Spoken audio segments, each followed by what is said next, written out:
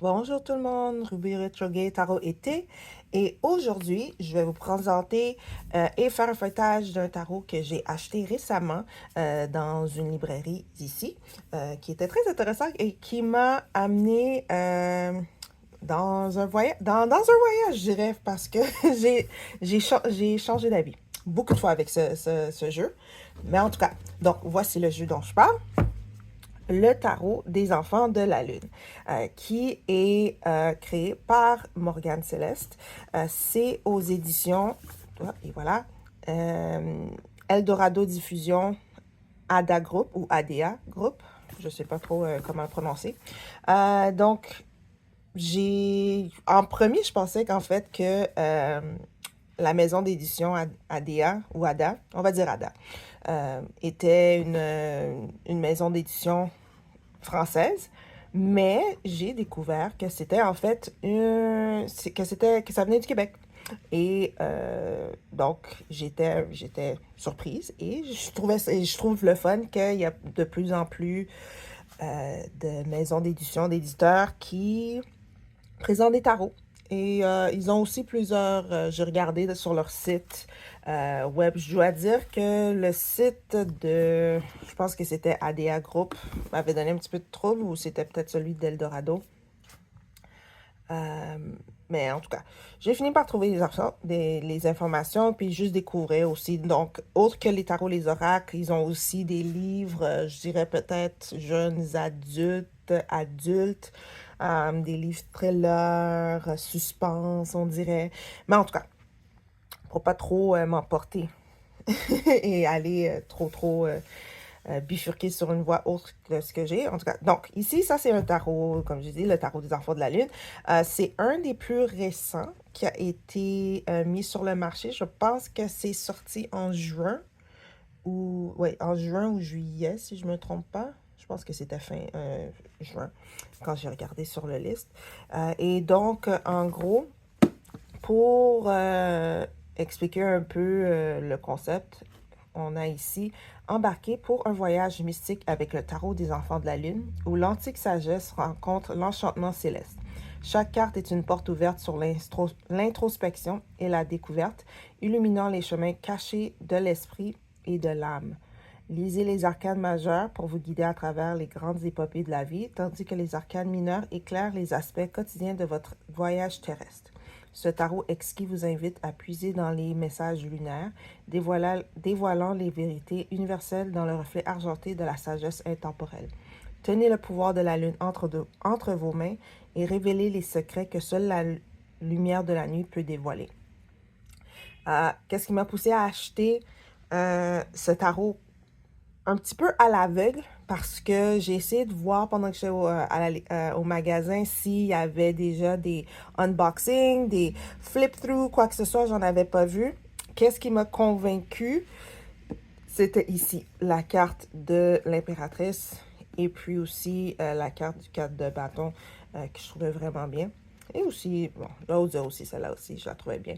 Et puis, j'ai décidé de donner une chance, comme j'ai dit, parce que quand j'ai découvert que c'était une maison d'édition qui est basée à Québec, ou au Québec. Je ne sais pas exactement où au Québec. Je ne peux pas dire que c'est dans la ville de Québec. Donc, c'est ça. En termes de présentation de la boîte, donc on voit que c'est 78 cartes avec un guide d'accompagnement. Puis c'est sûr, j'ai fait le unboxing pour la version anglaise en premier pour que si jamais ceux qui sont pas nécessairement au Canada ou qui n'habitent pas au Québec, si ça leur intéresse, ils pourraient aller s'en chercher une copie. Puis au moins, ça donne l'occasion pour ceux qui ne sont pas nécessairement natifs d'un endroit qui est francophone, de découvrir qu'est-ce que les gens ailleurs dans le monde font en termes de tarot, d'oracle et tout ça. Donc moi qui est encore en train de faire du blabla pour rien, retournons au mouton. Donc la boîte, c'est quand même une boîte très robuste, en deux morceaux, avec une petite empreinte pour pouvoir bien manipuler la boîte et l'ouvrir facilement. Là, on voit un petit peu les traces de mes doigts sur la boîte parce que la première fois que je l'avais ouverte pour le unboxing, pour la version anglaise, il me restait encore un peu de crème sur les mains. Donc, c'est ça, c'est le résidu qu'il y a dessus. Donc, en dedans, on voit que on a le livret. Et originalement, les cartes, bon, c'était la même présentation, mais les cartes étaient aussi dans du plastique. Les cartes étaient aussi enveloppées dans du plastique. FYI. Ici. Ça, c'est un bon test. J'ai ouvert les... C'était très facile à ouvrir les cartes, à prendre les cartes originalement parce qu'elles étaient tous dans un paquet. Mais là, je l'ai remis dans la boîte sans le plastique. Et là, je me retrouve un peu à aller chercher les cartes dans le fond de la boîte parce que il s'en retrouve que le petit insert qui tient les cartes en place n'a pas de fond. Donc, à guise d'information pour vous, si vous prenez une copie, lorsque vous allez mettre vos cartes, retournez les cartes dans la boîte, peu importe la carte qui est dans le fond, va se retrouver à glisser, à glisser. Et puis, il va falloir que vous allez les chercher ou que juste que vous enlevez l'insert pour pouvoir les retrouver les cartes. Donc, ça, c'est moins le fun. Je savais pas. J'ai pas pris le temps d'enlever vraiment tous les morceaux de la boîte pour découvrir ça. Donc, ça, c'est moins fun. Mais, qu'est-ce que je veux dire que j'apprécie de la boîte, c'est que la boîte n'est pas trop grosse. Si vous êtes familier, par exemple, avec les tarots Llewellyn, les boîtes ont tendance à être très gros. Les livres sont super hauts, mais Llewellyn pourrait faire une boîte de cette dimension-là et puis il n'y aurait vraiment pas de problème. OK. Donc, boîte de côté. Regardons la carte. Donc, lorsqu'on a notre jeu, on voit qu'elles ont des lames dorées. Malheureusement, ma copie est venue avec une petite accroche ici. Mais je ne vais pas trop m'en faire. C'est la vie, là. Je ne vais pas trop pleurer pour ça. Les cartes sont supposées d'être utilisées. Le dos des cartes, très joli. On dirait une espèce de carte topographique. Elles ne sont pas réversibles. Donc, pour ceux qui aiment avoir leurs cartes mélangées, tête en haut, tête en bas, vous allez savoir quelles cartes sont à l'envers et à l'endroit. En termes des cartes, le matériau, structure, robuste, j'étais surprise. J'étais agréablement surprise, en fait. Parce que des fois, quand je tente avec une maison d'édition, que ce soit nouvelle ou non, qui se lance dans les tarots, des fois, les cartes, le papier, pour dire, sur lequel c'est imprimé, c'est hit or miss. Des fois, c'est une bonne construction, des fois c'est les moyens. Ici, je dirais que c'est bien. C'est pas comme... bon, c'est sûr que c'est pas comme une carte ou un jeu de tarot publié indépendant où est-ce qu'il va avoir un Black German Core ou un White Core ou 330 GSM ou choses comme ça. Mais c'est quand même du papier robuste. Je veux dire, j'ai pas trop peur de le pousser comme je voyais ou Et puis, bon, il n'y a pas de... Vraiment, il y a pas de core à l'intérieur, mais c'est quand même robuste. C'est pas trop mince. Et puis, c'est pas épais, mais inflexible. Il y a quand même une bonne flexibilité là-dedans. Même là, quand je le tiens, c'est pas...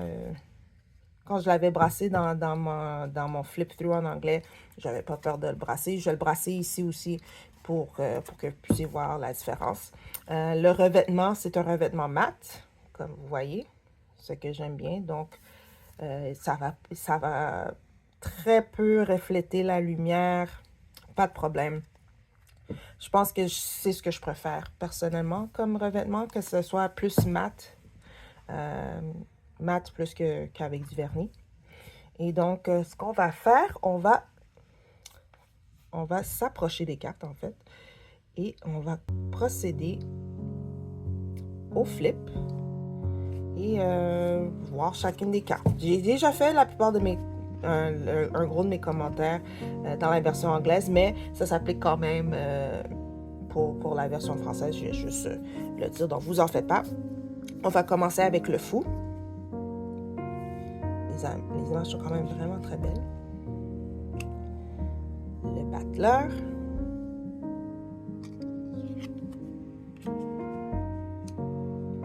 La grande prêtresse.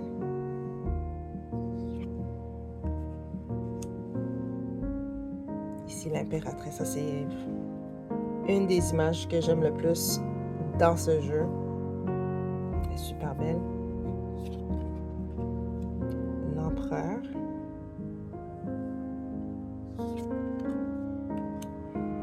Je vais avertir si vous entendez des bruits d'extérieur. La fenêtre est fermée parce qu'il pleut ou pleuvait. Mais bon, dans mon coin, je pense qu'il y a une ou plusieurs personnes qui ont des motocyclettes ou je sais pas trop quoi là. Donc, voilà le bruit. Donc ici, l'hiérophant, ou dans ce cas-ci, l'hiérophante, qui donne l'allure que le personnage ici serait de nature féminine, mais bon. Ensuite de ça, les amoureux. Très joli, très... l'atmosphère est très de rêve. Le chariot. Ici, je n'étais pas trop sûre. Pour moi, en premier, je pensais que c'était une chaise roulante, mais je suis en train de me demander si ça serait peut-être juste comme une petite calèche. La force. J'aime ici que c'est un loup à la place d'un lion. Peut-être une petite... comment en anglais dire a little nod, comme une petite reconnaissance pour la carte de la lune où est-ce qu'il y a le chien et le loup. Donc ici, ils ont mis le loup.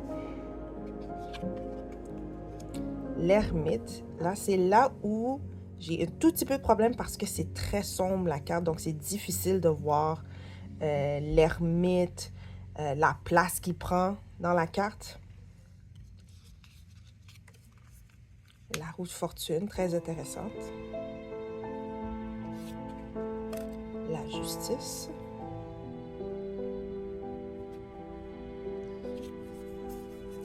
Ici, le pendu. De manière intéressante, le pendu n'est pas tête en bas. Et je suis encore pas trop sûre si c'est une balançoire. S'il est assis sur une balançoire ou un trapèze. C'est une autre carte qui est difficile à voir les détails. Puis personnellement, j'aimerais savoir. Je veux savoir. Je suis curieuse comme ça. La mort. Encore ici, celle-là. Je suis sûre que c'est une très belle image, mais c'est juste que c'est sombre. Il n'y a pas je peux pas dire qu'il n'y a pas de contraste parce qu'il y en a comme très peu ici, mais un petit peu plus de contraste, de brillance, je sais pas, pour que je puisse voir, mais en même temps, c'est la mort, donc... Et cette carte-là, je suis comme 50-50, je comprends. Ensuite, la tempérance. Le diable. Encore un autre qui, je trouve, est sombre, mais encore une fois, c'est le diable, donc celle-là, elle va passer. La tour, qui me donne des allures du Seigneur des Anneaux. L'étoile, je la trouve vraiment belle. La lune, qui est la même image qu'on retrouve sur le livret ou le guide et aussi la boîte. Le soleil. Celle-là, c'est intéressant. Je ne sais pas si c'est parce que c'est sur le thème de la lune. Je m'attends toujours à avoir une carte vraiment éblouissante avec le soleil, mais ici, c'est comme, même si elle est brillante, la carte, il y a vraiment de la luminosité, elle est quand même tamisée. Donc, le jugement, celle-là aussi, je l'aime bien. Je voudrais un petit peu plus de contraste. Je veux voir l'événement. Je suis une personne curieuse, ok? Je veux tout savoir. Et après, le monde. Puis celle-là aussi, c'est une carte, je la trouve tellement brillante, surtout après avoir une coupe de cartes où est-ce que la lumière est plus sombre, on voit à peine. Là, tout d'un coup, il y a le monde qui est comme, waouh, brillant. OK. Là, maintenant, on est sur les arcanes mineures. On commence avec l'as de bâton. Quand même très intéressant ici. Le 2 de bâton.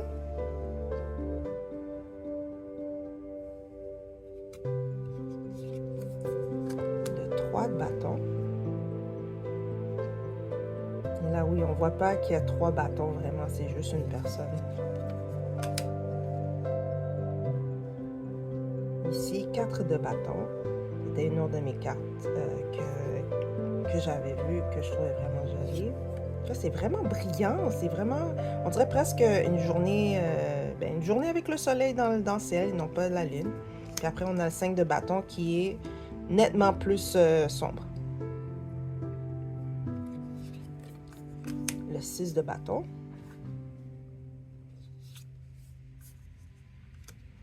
Le 7 de bâton. Je ne sais pas si on voit bien sur la caméra, mais il y a des gens ici.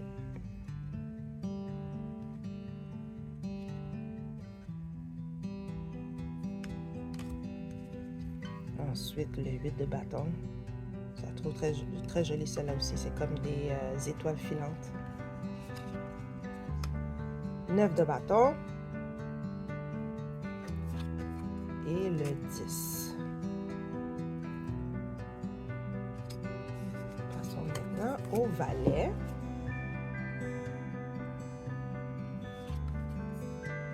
Le cavalier.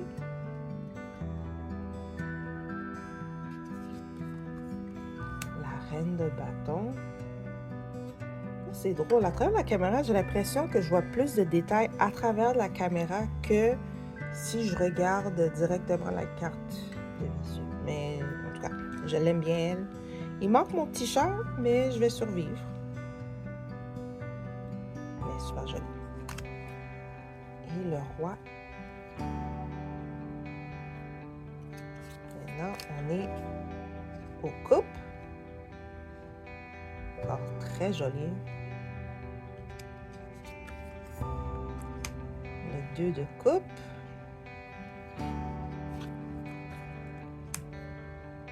Le 3. Le 4. Celui-là est intéressant parce qu'il n'y a pas vraiment 4 coupes. Il y a juste la coupe ou le petit bol que la personne est en train de peut-être contempler ou peut-être qu'il contemple les petites lumières qui sont sur le sol.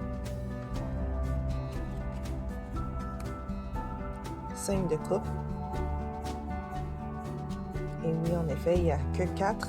La 5e coupe, je ne sais pas, elle est où. Peut-être c'est dans les mains de la personne, peut-être que c'est par terre. Le 6.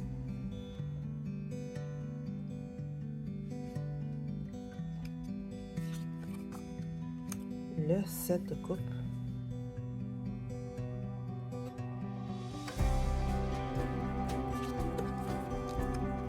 Le 8.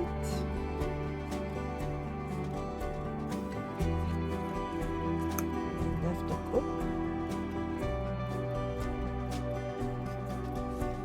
Et le 10. J'aime les rayons ici. Le valet de coupe. Ce poisson-là me fait sourire parce que à chaque fois, ça fait une couple de fois que je le vois, il me fait sourire parce que c'est comme un poisson de dauphin. Un poisson fin? Un dausson? Je sais pas. Il y a une espèce de merge qui se passe ici. Le cavalier, encore une fois, difficile de voir les détails du visage du cavalier. Et moi, qui veut tout savoir, veut tout savoir.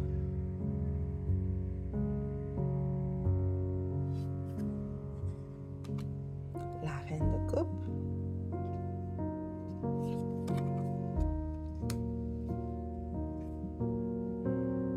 Et le roi de coupe. Ici, l'as d'épée qui me fait passer plus.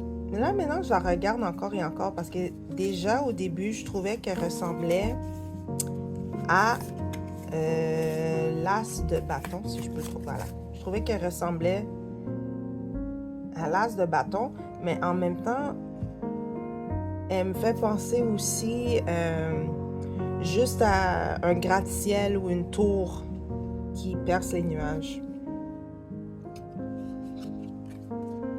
Là, le 2 d'épée.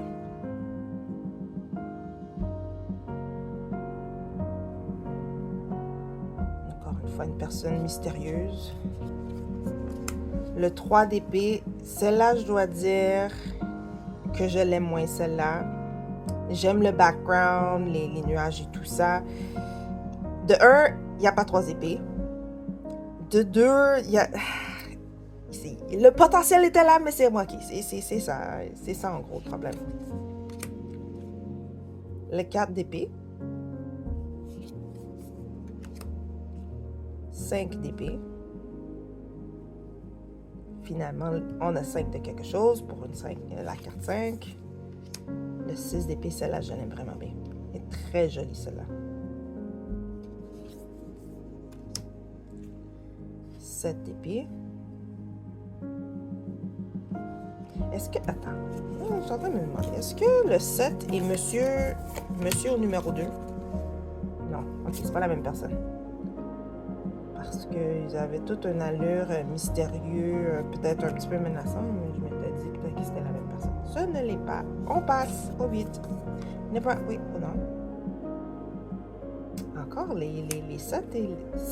2, 7 et 8 se ressemblent. Mais pas tout à fait. Oh, désolé. Là, le 8 d'épée.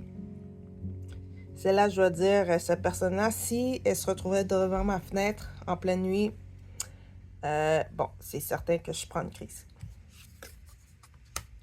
Le 9. Là, encore une fois, c'est tellement dans le noir, dans le sombre, que là, je viens juste de remarquer qu'il y a comme quelque chose de rouge. Et je sais pas c'est quoi.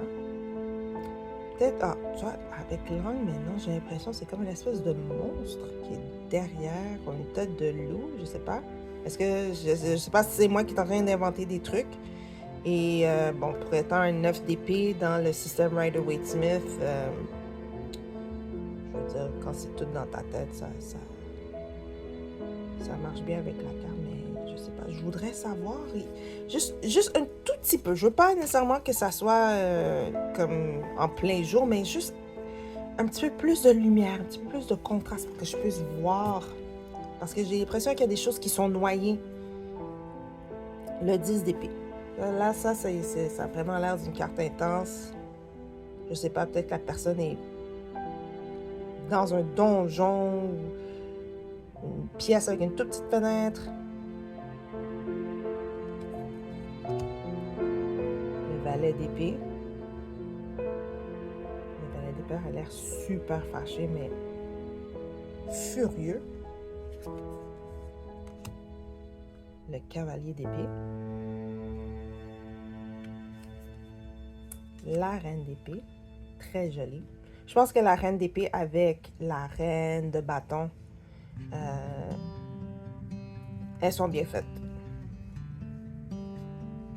Et après ça, le roi d'épée. Qui a la même position que la reine d'épée dans un jeu classique Rider-Waite-Smith. Presque.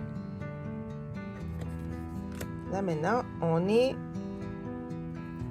avec les ordres.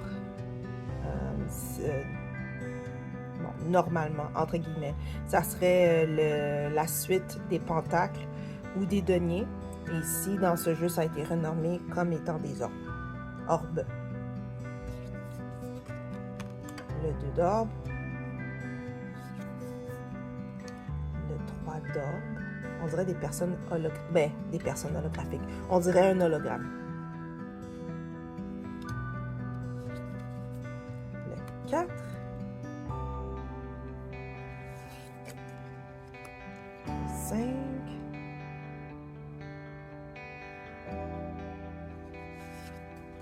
Le 6.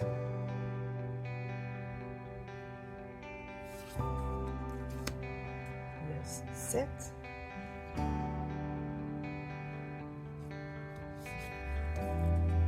8 d'or. Le 9 d'or.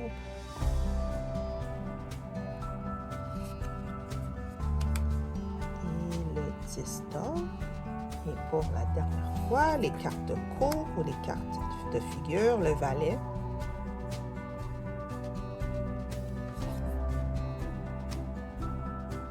Le cavalier. La reine d'or. Encore très jolie. Et le roi d'or. Qui me donne, avec ses cheveux, me donne des airs metal bands. Et voilà. Voilà le feuilletage complet des cartes du tarot des enfants de la lune. Maintenant, revenons un petit peu plus loin. Je vais noter aussi, quand vous sortez les cartes de la boîte pour la première fois, là, ça l'a pas fait parce que c'est la deuxième fois essentiellement que je présente.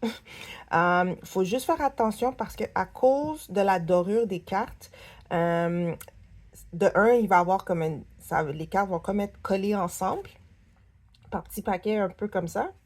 Et quand vous allez séparer les cartes ou commencer à faire un éventail des cartes, certaines cartes vont être collées ensemble à cause de la dorure. Donc, juste peut-être avant de commencer à peut-être les étaler en éventail sur la table, quoi que ce soit, juste prendre le temps d'aller un par un et décoller chaque carte, juste pour s'assurer que la dorure soit par paire du papier ou que ça n'abîme pas une des cartes. Donc, juste un petit nota. Donc, moi, j'avais fait ça quand j'ai fait le unboxing en anglais. Donc, vous allez remarquer, si jamais vous avez écouté la version anglaise en premier, que je tournais toutes mes cartes vers le bas parce que c'était là où est-ce que les cartes collaient. Donc, en termes de brassage, on va voir ça maintenant.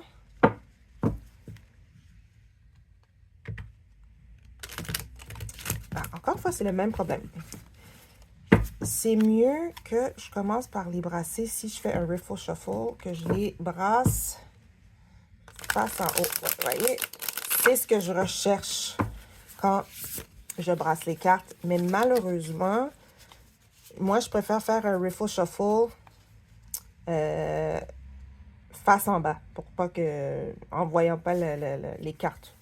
C'est juste ma préférence à moi. Donc, quand je le fais comme ça, c'est comme si le sens du papier, la fibre du papier ne me suit pas. Je ne peux pas le faire. Un brassage main par-dessus main. Maintenant que les cartes sont décollées, ça va. J'ai pas trop de cartes toujours collées ensemble. Voilà ce que je vais faire. On va sortir une carte des arcades majeures et puis une carte des arcades mineures pour qu'on puisse voir comment le guide a été créé et écrit. Donc, ça, main par-dessus main, ça va. Peut-être que je devrais juste faire ça. Mais je sens que c'est pas bien brassé tant que... Voilà. J'ai pas un de ces riffles. Et mon foulard qui arrête de partir partout. OK. Un majeur et une mineure. Oh, oh, oh. T'es qui, toi? Bon, le roi d'or. Parfait. Et t'es qui, toi? Le 8 d'épée. Non, donne-moi une majeure. On veut un majeur.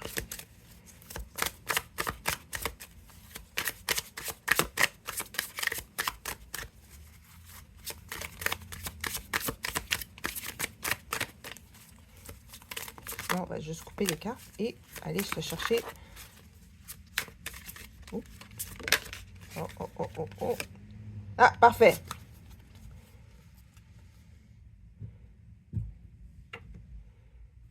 Et ça me fait sourire. Un, ses cheveux me fait penser à un groupe rock. L'autre me fait penser à un composeur de musique classique dans les années 1500-1400. Donc, on va commencer. Commençons avec le majeur, même si c'était la deuxième carte qu'on a sortie. Voici le guide. On a des notes à la fin. C'est un guide qui contient, bon, avec les pages de notes, 215 pages. Et puis, lorsqu'on ouvre rapidement, on voit que les cartes, on a sur une page une photo couleur de la carte et de l'autre côté, les explications. On a la table des matières qui nous parle d'une petite introduction, qu'est-ce qu'un tirage au tarot et des sous-parties. Ensuite de ça, on a la page pour chacune des cartes. Donc, on peut aller directement à la page si on veut consulter la table des matières à la place de feuilleter. Et puis, on n'a pas nécessairement des exemples, pas des exemples, mais on n'a pas des tirages. Donc, souvent, dans les jeux de tarot, les créateurs vont avoir quelques tirages qu'on peut utiliser avec leur jeu. Mais ici, il n'y en a pas vraiment autre que des suggestions de forme de tirage. Donc, ici, un tirage à une carte, un tirage à 3 cartes et un tirage en croix celtique. Mais il n'y a pas de schéma qui accompagne. Donc, il y a ça. Et puis, bon, des conseils pour un tirage fructueux. Donc, des petites affaires pour ceux qui, peut-être, sont plus débutants à lire le tarot ou ceux à qui ça leur intéresse. On a des petites informations comme ça. Si on regarde pour les arcanes majeurs, on va chercher pour l'hiérophante. Quoique, techniquement, ça devrait juste être l'hiérophante. Mais on ne va pas trop se chicaner sur ça. Donc, comme on voit, on a la carte en couleur. Et on a ensuite de ça 2 pages et un quart. 2 pages et des poussières sur la définition des cartes. Donc, lisons ce qu'on a pour l'hiérophant. L'hiérophante, dans cette image, est l'archétype du guide spirituel et du détenteur du savoir sacré. Sa tenue richement ornée de bleu et d'or évoque la sagesse profonde et la connexion avec le divin. La couronne délicate et complexe symbolise une pensée élevée, tandis que l'orbe lumineux qu'il tient représente la connaissance et l'illumination qu'il détient et est prêt à partager. Le regard de l'hiérophante, intense et perçant, semble voir au-delà du voile de la réalité ordinaire, pénétrant dans les vérités cachées derrière les apparences extérieures. C'est un intercesseur entre le monde spirituel et le monde terrestre, celui qui comprend les lois mystiques et qui peut enseigner ses principes aux autres. Dans le contexte d'un tirage du tarot, l'hiérophante représente l'éducation et l'apprentissage dans un cadre traditionnel ou institutionnel. Il invite à la découverte de la doctrine et à la compréhension des rituels et des dogmes qui structurent la société et la culture. Il est le symbole de la foi et des croyances partagées qui façonnent les communautés et unissent les individus autour des valeurs communes. OK. Ensuite de ça, on a 1, 2, 3, 4, 5 petits points. Dogmatisme. L'hiérophante peut avertir contre une adhésion rigide aux traditions ou au système de croyances établi. Il rappelle qu'il est important de questionner et de ne pas suivre aveuglément les doctrines sans laisser de place à la réflexion personnelle et au questionnement. Limitation de la pensée. Bien que porteur de sagesse, il peut également incarner les limites que les structures rigides imposent à la pensée personnelle et à la croissance spirituelle. L'avertissement ici est de ne pas se laisser enfermer dans une seule façon de penser. Conformité excessive. L'hiérophante met en garde contre la conformité qui peut étouffer l'individualité et l'expression personnelle. Il est crucial de trouver un équilibre entre l'apprentissage auprès de guides expérimentés et la découverte de son propre chemin unique. 4. Hiérarchie et pouvoir. La figure de l'hiérophante peut aussi faire référence à l'abus de pouvoir au sein des hiérarchies établies.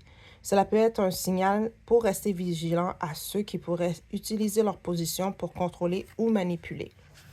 Finalement, tradition versus innovation.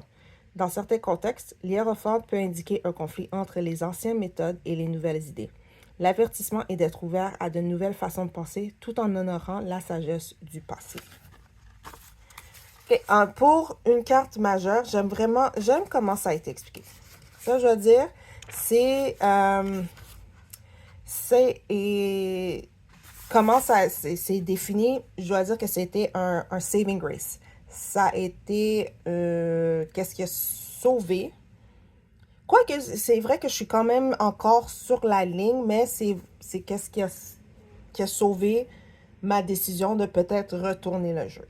Puis je vais expliquer un peu plus tard pourquoi je pensais retourner le jeu.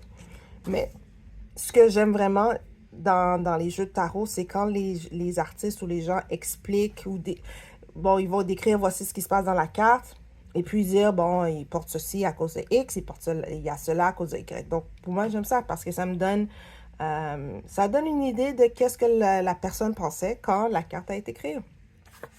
Donc, pour moi, c'est super, j'adore. Là, allons au roi d'or, qui est la dernière carte de toute façon. Et voilà. Donc ici, pour les arcanes mineures, c'est en fait en 2 pages. Une page est la carte. Et puis, ici, on a la carte avec des mots-clés. J'aime les mots-clés. Ça, c'est drôle. Juste là, vite, j'irais... Bon, je suis en train de faire un à côté pour la 20e fois, mais ça serait bien d'avoir des mots-clés avec les arcanes majeures aussi. Et ça serait bien d'avoir une petite explication de cartes qu'on voit dans les arcanes majeures avec les arcanes mineures parce que il y a quand même eu un raisonnement pour faire toutes ces cartes-là. C'était pas juste avec les majeures, puis après ça, les mineurs, on a fait n'importe quoi. Ben, on espère. Du moins, c'est ce que je pense. Donc, si on va lire pour le roi d'or, les mots-clés, c'est prospérité, compétence, sécurité, leadership, réalisation matérielle et stabilité. Le roi d'orbe symbolise l'accomplissement et la maîtrise dans les domaines financiers et matériels.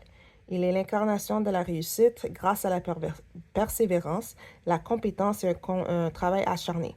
C'est une personne qui sait comment investir pour l'avenir, qui gère ses ressources avec sagesse et qui peut offrir sécurité et stabilité à ceux qui l'entourent. Quand cette carte apparaît, elle suggère une approche méthodique et pratique des choses. Elle rappelle l'importance de rester ancré, d'être fiable et de construire un héritage durable. Elle peut aussi représenter une figure d'autorité qui offre des conseils financiers ou matériels. Ça, j'aurais aimé des petits points. C'est pas nécessaire. C'est comme. Bon, ils appellent ça avertissement. Quoique, attends, est-ce qu'ils avaient mis avertissement pour le 5? Là, je suis en train de me demander, je ne m'avais pas avoir vu l'entête avertissement. Donc, ça. Je ne sais pas si c'est voulu ou pas, mais ils n'ont pas mis l'entête avertissement pour leurs 5 points. Mais ici, je vois avertissement. Voyons voir. Oui, avertissement ici, avertissement là. Ah, peut-être que c'est une petite coquille qui s'est glissée dedans, qui n'a pas été remarquée jusqu'à temps que ça soit temps d'imprimer. Mais bon. Ici, encore une fois, j'aime bien l'explication. J'aurais aimé une petite explication avec la définition et puis les avertissements. Je trouve c'est un très beau. Je trouve que c'est un bon modèle qui aurait pu facilement être transposé aux arcanes mineures. Je sais que plusieurs auteurs vont avoir un format différent de leur définition entre les arcanes majeures et les arcanes mineures, mais pourquoi on fait... en tout cas, dans ma tête, pour moi, ça n'a pas nécessairement de sens. Si on fait un, pourquoi on ne fait pas juste continuer le même modèle à travers... je sais pas. Pour moi, ça serait plus consistant. Mais en tout cas, donc, qu'est-ce que je pense du jeu? C'est là, je vais aussi expliquer pourquoi je suis sur la ligne et la première fois que j'ai vu les cartes qui étaient incidemment quand je faisais le unboxing version anglaise, j'étais vraiment à 2 doigts de faire comme, ah, bon, ben, tu sais quoi, laissez faire, on va juste... je pense que je vais le retourner. Vraiment, c'est le guide qui a sauvé l'affaire, entre autres. Aussi, l'art des cartes. Je les trouve... l'art est quand même joli.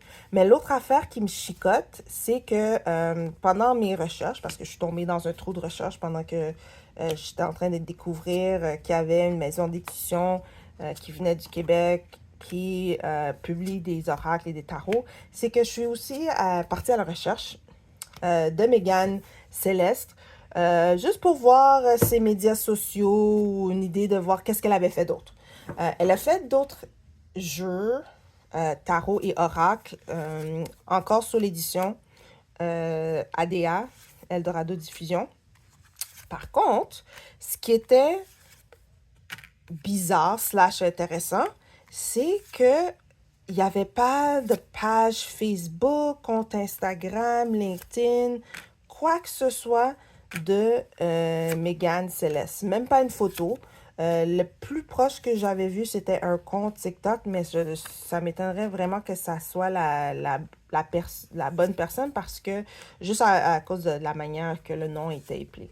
Donc, je ne vais pas assumer que c'était cette personne-là. Ça se peut très bien que c'était pas elle. Et puis, en plus, le compte TikTok en question que j'avais vu, la personne parlait anglais. Encore une fois, je ne vais pas assumer quoi que ce soit. Mon autre affaire, c'est que quand je regardais les jeux disponibles de Eldorado, Ada, il y avait des cartes, il y avait des jeux où est-ce que, bon, on a le nom de l'auteur, le nom de l'illustrateur. Mais pour 2-3 de leurs créateurs ou auteurs, je ne sais pas, il y a le nom, comme par exemple ici, on voit, il y a le nom, il y a Morgane Céleste, mais aucunement on a un nom d'artiste. Même si on regarde bon, en quatrième, c'est quoi, en quatrième de page, je pense que c'est ça le nom officiel de cette page ici. Quand on regarde les copyrights et puis tout ça, on a l'éditeur, on a les illustrations qui apparemment ont été faites aussi par Morgane Céleste. Ce que je suis habituée de voir, c'est que normalement, ça va être créé et illustré. Il va y avoir comme petit titre, wow, petit titre qui dit créé et illustré.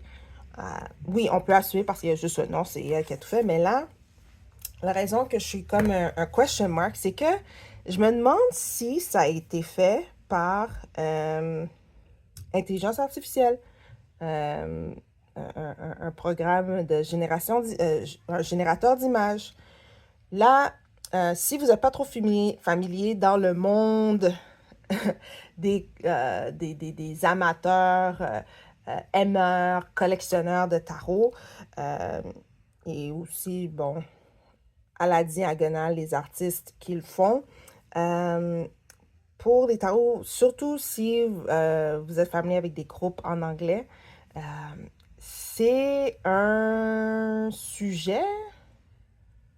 Ouais, on va dire que c'est un sujet qui peut être très chaud.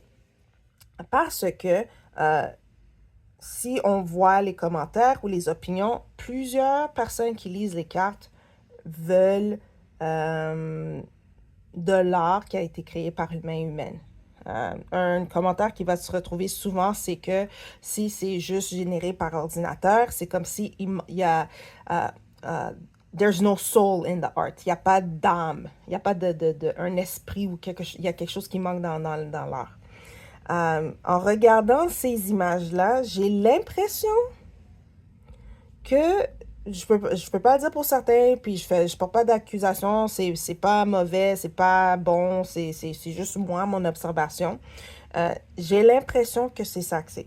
Moi, quand j'achète des tarots, je pense, je dirais pratiquement 99% du temps, c'est humain à humain. Quelqu'un le crée, quelqu'un le dessine, ou la même personne le crée et le dessine. Donc, je me suis jamais nécessairement posé de questions sur qui l'a fait.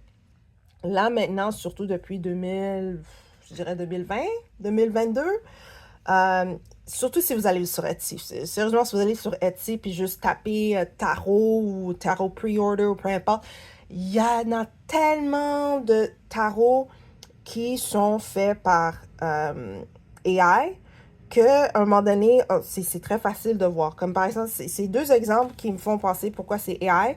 Ici, le poisson dauphin. Et ici, c'est bien que ça soit ici, comme ça, j'ai pas besoin d'aller chercher la carte. L'as d'or. C'est juste la... Comment la main a été créée? Il me semble que l'auriculaire soit très long comparé à l'index. Donc, on voit... Tiens, oh, oups, désolé, je suis en train de brasser ma caméra. On va avoir un petit pointeur. On voit ici, on sait que ça, c'est le pouce qui est là, l'index, le majeur. OK, le majeur, normalement, est plus long que l'index.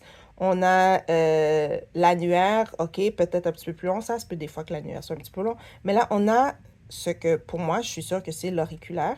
Mais l'auriculaire est tellement long et plus long que l'index que là, je me dis, ben, s'il y a une chose qu'on sait pour certains au sujet d'art qui a été créé par AI, les mains est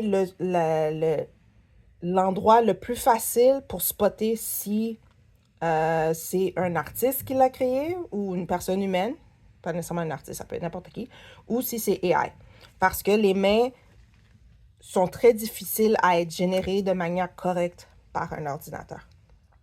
Puis, c'est très simple. Bon, je ne sais pas si je vais ajouter un exemple quand je vais éditer la vidéo. Si je le fais, je vais je vais montrer des exemples. Ah non, peut-être pas, parce que si je me donne des exemples, c'est comme si je suis en train de... Peut-être que ça va donner l'impression que je critique. Mais en tout cas, si vous voulez avoir des exemples, vous avez juste à faire une petite recherche Google. Très facile à voir.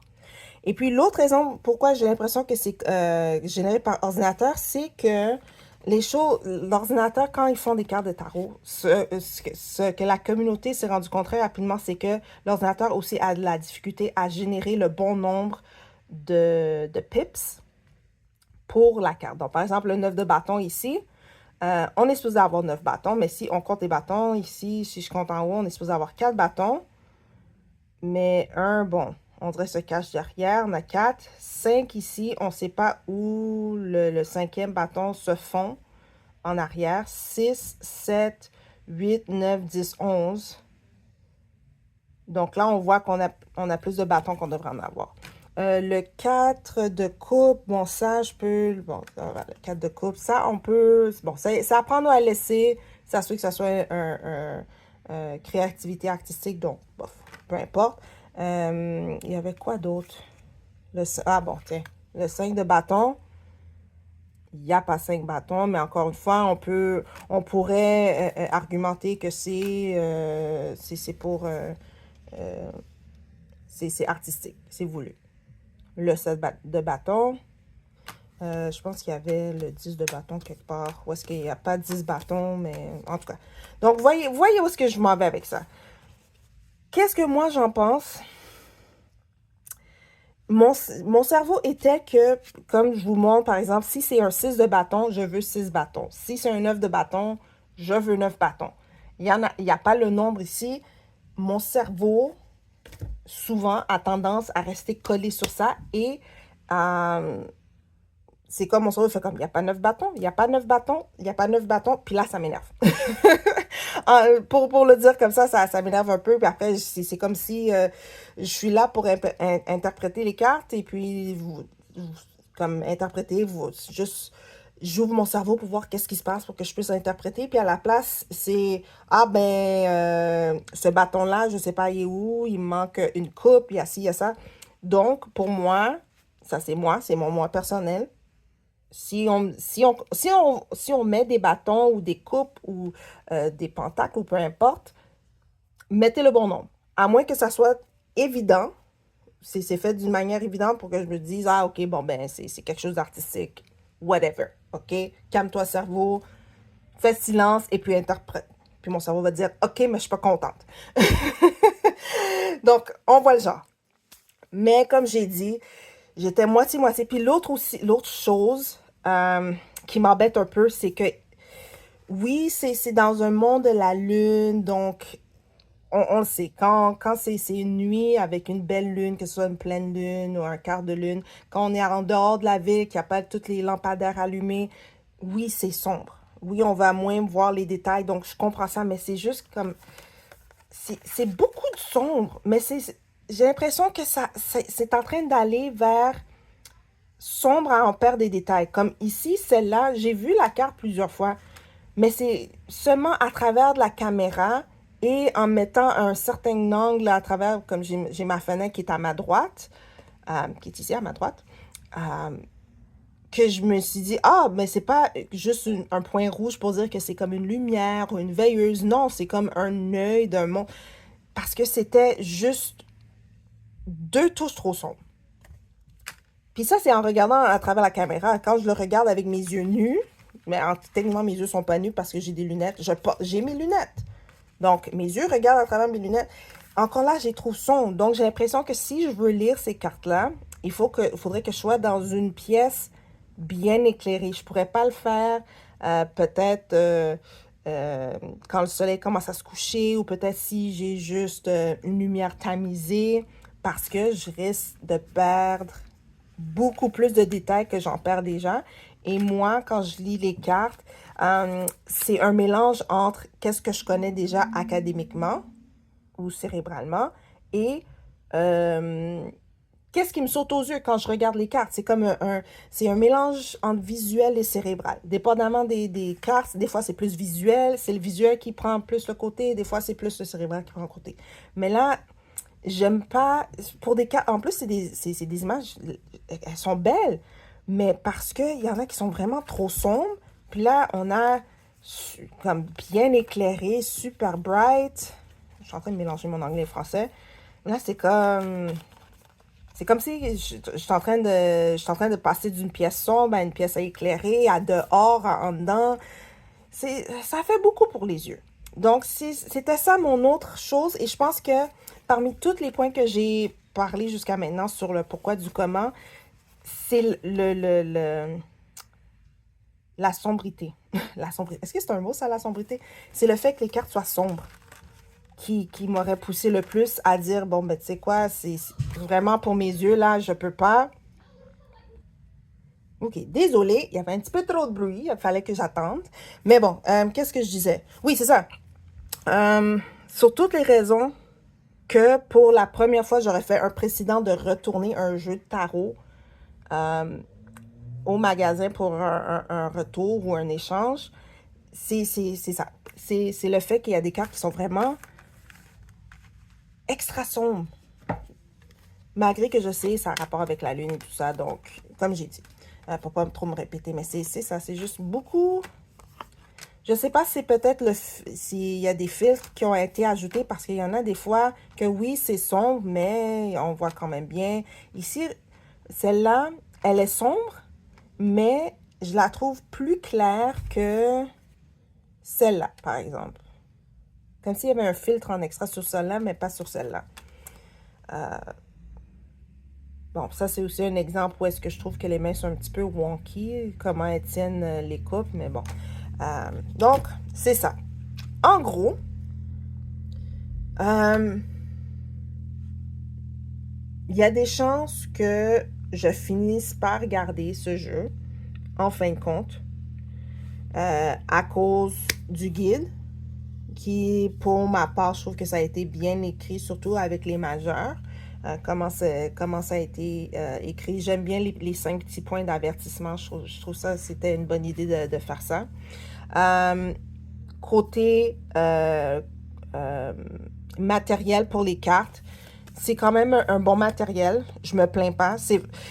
Puis, je veux pas dire, ah, c'est mauvais, ah, c'est pas bon, parce que j'ai des jeux de cartes présentement avec un matériel de cartes qui est beaucoup plus mince, beaucoup plus, que je trouve, pas nécessairement que j'ai peur, mais que je suis super inquiétée de les brasser. Bon, vous voyez comment je brasse mes cartes. Je veux même pas faire un handover, un main par-dessus main, parce que j'ai l'impression que ça va plier si je le regarde de travers. Mais c'est vrai que une majorité des cartes que j'ai présentement avec moi, ça a été publié indépendamment et à cause de ça, une attention est portée sur les cartes. Mais pour quelque chose qui est publié grand public, mass market, je la trouve bien. Je dirais que c'est en termes de qualité, US Game, les jeux sous US Game et sous Hay House sont bien et je mettrais ceux-là juste en dessous. Donc, c'est pas trop épais, c'est pas trop mince. Donc, j'ai pas peur de les tenir dans mes mains ou de les manipuler. Peut-être plus quand ça m'est en les brasser, il faut que c'est porter une petite attention de plus. Mais autrement, c'est quand même une bonne qualité de carte. Il y avait un autre jeu que j'ai sérieusement pensé acheter.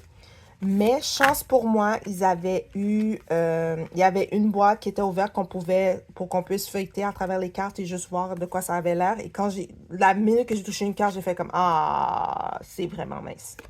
Et j'aime pas ça. Puis, donc à la fin, je l'ai déposé parce que je savais que ça allait m'embêter. Donc, je vais cesser de parler parce que là, maintenant, ça fait 55 minutes avec quelques petites interruptions que je ne sais pas s'il faut que j'édite après ou non. On verra. Mais en gros, c'était le unboxing pour le tarot des enfants de la lune, créé par Morgane Céleste, édition Eldorado Diffusion Ada Group. Laissez-moi savoir qu'est-ce que vous pensez de ce jeu.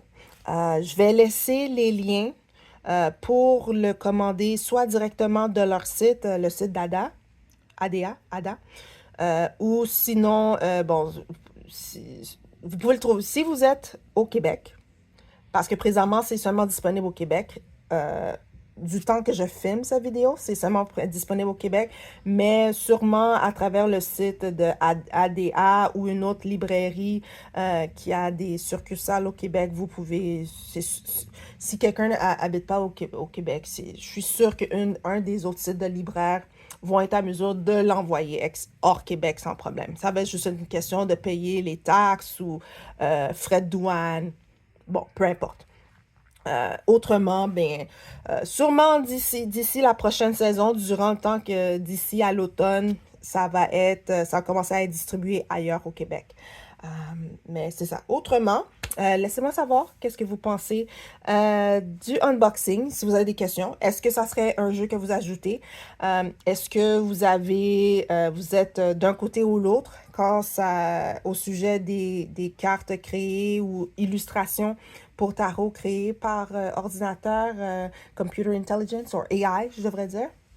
Laissez-moi tout savoir dans les commentaires en bas ici. Et puis, merci d'avoir passé ce temps avec moi pour le unboxing et m'entendre parler.